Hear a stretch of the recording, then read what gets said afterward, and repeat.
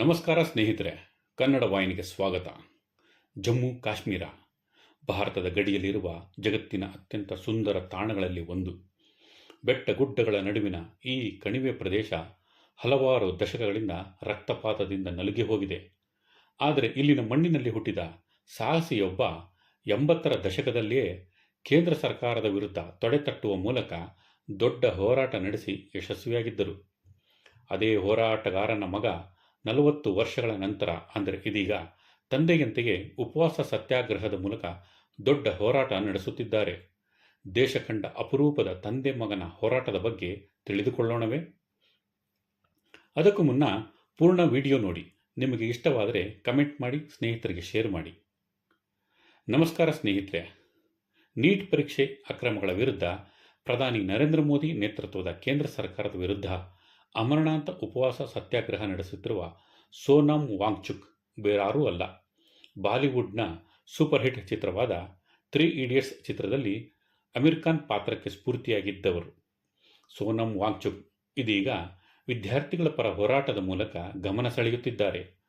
ದಶಕಗಳ ಹಿಂದೆ ಇಡೀ ದೇಶವೇ ತಿರುಗಿ ನೋಡುವಂತಹ ಹೋರಾಟ ಮಾಡಿ ಆಗಿನ ಪ್ರಧಾನಿ ಇಂದಿರಾ ಗಾಂಧಿ ಅವರನ್ನೇ ನಡುಗಿಸಿದ್ದ ಸೋನಮ್ ವಾಂಗ್ಯಾಲ್ ಅವರ ಮಗನೇ ಈ ಸೋನಮ್ ವಾಂಗ್ಚುಕ್. ಮೊದಲಿಗೆ ನಾವು ಸೋನಮ್ ವಾಂಗ್ಚುಕ್ ಅವರ ತಂದೆ ಸೋನಮ್ ವಾಂಗ್ಯಾಲ್ ಅವರ ಬಗ್ಗೆ ಹಾಗೂ ಅವರ ಹೋರಾಟದ ಬಗ್ಗೆ ತಿಳಿದುಕೊಳ್ಳೋಣ. ಸೋನಮ್ ವಾಂಗ್ಯಾಲ್ ಲಡಾಖ್ನ ಪ್ರಮುಖ ರಾಜಕಾರಣಿ ಮತ್ತು ಸಮಾಜ ಸೇವಕರು.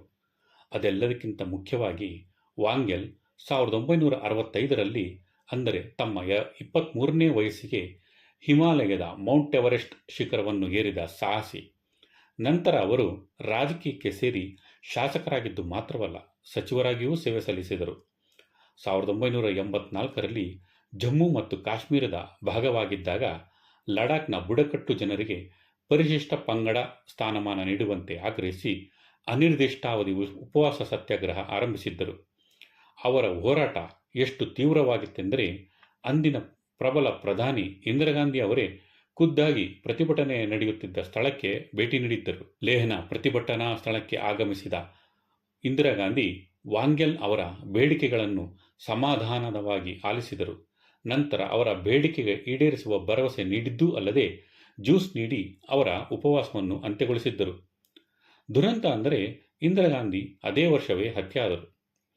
ಆದರೆ ತಾಯಿ ಕೊಟ್ಟ ಭರವಸೆಯನ್ನು ನಂತರ ಪ್ರಧಾನಿಯಾಗಿದ್ದ ರಾಜೀವ್ ಗಾಂಧಿ 1979ರಲ್ಲಿ ಸಾಂವಿಧಾನಿಕ ಸ್ಥಾನಮಾನ ನೀಡುವ ಮೂಲಕ ಭರವಸೆಯನ್ನು ಈಡೇರಿಸಿದರು. ಈ ಮೂಲಕ ಲಡಖ್ನ ಬುಡಕಟ್ಟು ಜನರಿಗೆ ಪರಿಶಿಷ್ಟ ಪಂಗಡದ ಸ್ಥಾನಮಾನ ದೊರೆಯಿತು. ಅದೇ 40 ವರ್ಷಗಳ ನಂತರ, ಅಂದರೆ 2026ರಲ್ಲಿ ಈಗ ಮಗ ಸೋನಮ್ ವಾಂಗ್ಚುಕ್ ಕೇಂದ್ರ ಸರ್ಕಾರದ ವಿರುದ್ಧ ತಿರುಗಿಬಿದ್ದಿದ್ದಾರೆ. ನೀಟ್ ವಿದ್ಯಾರ್ಥಿಗಳ ಪರೀಕ್ಷಾ ಅಕ್ರಮ ಖಂಡಿಸಿ ಕೇಂದ್ರ ಶಿಕ್ಷಣ ಸಚಿವ ಧರ್ಮೇಂದ್ರ ಪ್ರಧಾನ್ ಅವರ ರಾಜೀನಾಮೆಗೆ ಆಗ್ರಹಿಸಿ ಕಾಕ್ರೋಚ್ ಜನತಾ ಪಾರ್ಟಿ ವತಿಯಿಂದ ನಡೆಯುತ್ತಿರುವ ಬೃಹತ್ ಪ್ರತಿಭಟನೆಯಲ್ಲಿ ಪಾಲ್ಗೊಂಡಿದ್ದಾರೆ. ವಿಜ್ಞಾನಿಯಾಗಿ, ಪರಿಸರವಾದಿಯಾಗಿ, ಪ್ರತಿಭಾವಂತ ವಿದ್ಯಾರ್ಥಿಗಳ ಮಾರ್ಗದರ್ಶಿಯಾಗಿ ಜೀವನ ಸಾಗಿಸುತ್ತಿದ್ದ ಸೋನಮ್ ವಾಂಗ್ಚುಕ್ 1919ರಲ್ಲಿ ಕೇಂದ್ರ ಸರ್ಕಾರ ಲಡಾಖ್ ಅನ್ನು ಕೇಂದ್ರಾಡಳಿತ ಪ್ರದೇಶವಾಗಿ ಘೋಷಿಸಿದಾಗ ಸಂಭ್ರಮ ವ್ಯಕ್ತಪಡಿಸಿದ್ದರು. ಆದರೆ ಈಗ ಇದೇ ಕೇಂದ್ರ ಸರ್ಕಾರದ ದುರಾಡಳಿತ ಮತ್ತು ಬೇಜವಾಬ್ದಾರಿ ಆಡಳಿತದ ವಿರುದ್ಧ ತಿರುಗಿಬಿದ್ದಿದ್ದಾರೆ. ಇದಕ್ಕೂ ಮುನ್ನ ಲಡಾಖ್ ಕೇಂದ್ರಾಡಳಿತ ಪ್ರದೇಶವಾಗಿ ಘೋಷಣೆ ಆಗಿ ವರ್ಷಗಳೇ ಕಳೆದರೂ ಸ್ಥಳೀಯವಾಗಿ ಶಾಸನಸಭೆ ನಡೆದಿರಲಿಲ್ಲ. ಹೊರಗಿನ ಕಾರ್ಪೊರೇಟ್ ಕಂಪನಿಗಳಿಗೆ ಅವಕಾಶ ನೀಡಿ ಪರಿಸರ ನಾಶ ಮಾಡಲಾಗುತ್ತಿದೆ ಹಾಗೂ 6ನೇ ಅನುಸೂಚಿತ ಅಡಿ ಲಡಾಖ್ ಪರಿಸರ ಮತ್ತು ಸಂಸ್ಕೃತಿಯನ್ನು ರಕ್ಷಿಸಲು ಹೋರಾಟ ನಡೆಸಿದ್ದರು. ಇದೀಗ ರಾಜಧಾನಿ ದೆಹಲಿಯಲ್ಲಿ ಪ್ರತಿಭಟನೆ ನಡೆಸುತ್ತಿರುವ ವಾಂಗ್ಚುಕ್ 21 ದಿನಗಳಿಂದ ಉಪವಾಸ ನಡೆಸುತ್ತಿದ್ದಾರೆ. ವಾಂಗ್ಚುಕ್ ಅವರ ಆರೋಗ್ಯ ಸ್ಥಿತಿ ಬಗ್ಗೆ ಆತಂಕಗೊಂಡ ನ್ಯಾಯಾಲಯ ಅವರ ಜೀವ ರಕ್ಷಣೆಗೆ ಏನೆಲ್ಲ ಕ್ರಮ ಕೈಗೊಳ್ಳಬೇಕೋ ಕೈಗೊಳ್ಳಿ ಎಂದು ಸೂಚಿಸಿತು. ವಾಂಗ್ಚುಕ್ ಜೀವನಕ್ಕೆ ಹಾಗೂ ಜೀವಕ್ಕೆ ಅಪಾಯ ಅರಿತ ದೆಹಲಿ ಪೊಲೀಸರು ಮಫ್ತಿಯಲ್ಲಿ ಪ್ರತಿಭಟನಾ ಸ್ಥಳಕ್ಕೆ ಬಂದು ಏಕಾಏಕಿ ಅವರು ಮಲಗಿದ್ದ ಬೆಡ್ಶೀಟ್ ಸಮೇತ ಹೊತ್ತೊಯ್ದು ಆಸ್ಪತ್ರೆಗೆ ದಾಖಲಿಸಿದರು. ಆದರೆ ಪಟ್ಟು ಬಿಡದ ವಾಂಗ್ಚುಕ್ ಚಿಕಿತ್ಸೆ ಪಡೆಯಲು ನಿರಾಕರಿಸಿದರು. ಅಲ್ಲದೆ ಪೊಲೀಸರ ದಿಗ್ಬಂಧನ ನಡುವೆಯೂ ಪತ್ನಿ ಮೂಲಕ ಹೋರಾಟಕ್ಕೆ ಕೈಜೋಡಿಸುವಂತೆ ಯುವಕರಿಗೆ ಕರೆ ನೀಡಿದರು. ಸಂಸತ್ ಮುಂಗಾರು ಅಧಿವೇಶನ ಆರಂಭದ ವೇಳೆ ವಾಂಗ್ಚುಕ್ ಉಪವಾಸ ಸತ್ಯಾಗ್ರಹ ಮೋದಿ ಸರ್ಕಾರಕ್ಕೆ ದೊಡ್ಡ ತಲೆನೋವಾಗಿದೆ. ಪ್ರತಿಪಕ್ಷಗಳ ಕೈಗೆ ಇದೊಂದು ಅಸ್ತ್ರ ಸಿಕ್ಕಿದಂತಾಗಿದೆ. ತಂದೆ ಮಗನ ಹೋರಾಟವನ್ನು ಬದಲಾದ ಕಾಲಘಟ್ಟದಲ್ಲಿ ಸೂಕ್ಷ್ಮವಾಗಿ ಗಮನಿಸುವುದಾದರೆ ಬದಲಾಗಿರುವುದು ಸರ್ಕಾರದ ಧೋರಣೆ. ಅಂದು ವಾಂಗೆಲ್ ಉಪವಾಸ ಸತ್ಯಾಗ್ರಹ ನಡೆಸುತ್ತಿರುವ ವಿಷಯ ತಿಳಿಯುತ್ತಿದ್ದಂತೆ ಆಗಿನ ಪ್ರಧಾನಿ ಇಂದಿರಾ ಗಾಂಧಿ ಸ್ವತಃ ಲಡಾಖ್ಗೆ ಕೆಲವೇ ದಿನಗಳಲ್ಲಿ ಭೇಟಿ ನೀಡಿ ಅವರ ಬೇಡಿಕೆಯನ್ನು ಈಡೇರಿಸುವುದಾಗಿ ಭರವಸೆ ನೀಡಿದ್ದರು. ಸ್ಥಳದಲ್ಲೇ ಉಪವಾಸ ಸತ್ಯಾಗ್ರಹ ಅಂತ್ಯಗೊಳಿಸಲು ಕಾರಣರಾಗಿದ್ದರು. ಅವರ ನಿಧನ ನಂತರವೂ ಸರ್ಕಾರ ಕೊಟ್ಟ ಬೇಡಿಕೆಯನ್ನು ಈಡೇರಿಸಿತು.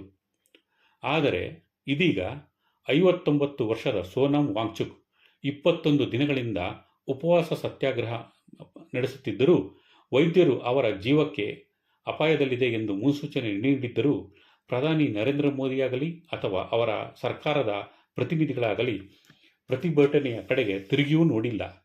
ಪ್ರತಿಯೊಬ್ಬ ಭಾರತೀಯನ ಜೀವ ಅತ್ಯಮೂಲ್ಯವಾದದ್ದು. ಅವರ ರಕ್ಷಣೆಗೆ ಕ್ರಮ ಕೈಗೊಳ್ಳಿ ಎಂದು ನ್ಯಾಯಾಲಯ ಸೂಚಿಸಿದರೆ ಪೊಲೀಸರನ್ನು ಛೂ ಬಿಟ್ಟು ಅಕ್ರಮವಾಗಿ ಎತ್ತಿಕೊಂಡು ಹೋಗಿ ಆಸ್ಪತ್ರೆಗೆ ಸಾಗಿಸಿದೆ.